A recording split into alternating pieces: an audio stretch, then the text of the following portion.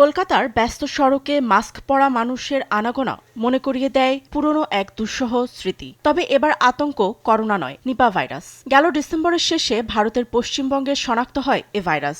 চলতি বছরে নতুন করে 2 রোগী শনাক্ত হয়, দুশ্চিন্তা বেড়েছে সাধারণে। প্রায় 2 দশক পর পশ্চিমবঙ্গে এ ভাইরাসের উপস্থিতি জনমনে সৃষ্টি করেছে আতঙ্ক। সবশেষ 2007 সালে নদিয়া জেলায় 5 জনের মৃত্যুর পর রাজ্যটিতে আবারও এর প্রাদুর্ভাব। মূলত বাদুড় বা শূকরের মাধ্যমে ছড়ায় এ ভাইরাস, যা নিয়ে সাধারণের মধ্যে রয়েছে নানা প্রশ্ন। বিশেষ করে শিশুদের নিরাপত্তা নিয়ে দুশ্চিন্তায় অভিভাবকরা।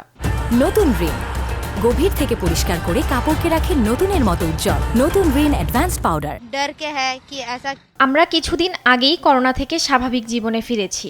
এখন নিপা ভাইরাস আসছে শুনে আতঙ্কে আছি। কলকাতায় যেহেতু ঢুকে গেছে, তখন আমাদের আবারও সতর্ক হতে হবে, মাস্ক পরতে হবে।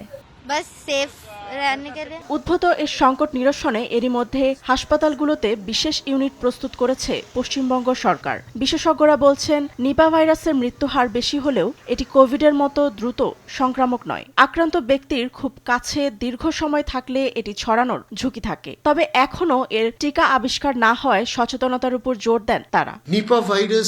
নিপা ভাইরাস কোভিডের মতো অত দ্রুত ছড়ায় না, তবে আমরা যদি এখনই স্বাস্থ্যবিধি মেনে চলি এবং হাত পরিষ্কার রাখি তবে এটা আটকানো সম্ভব। এর কোনো টিকা নেই, তাই সচেতনতাই বড় হাতিয়ার।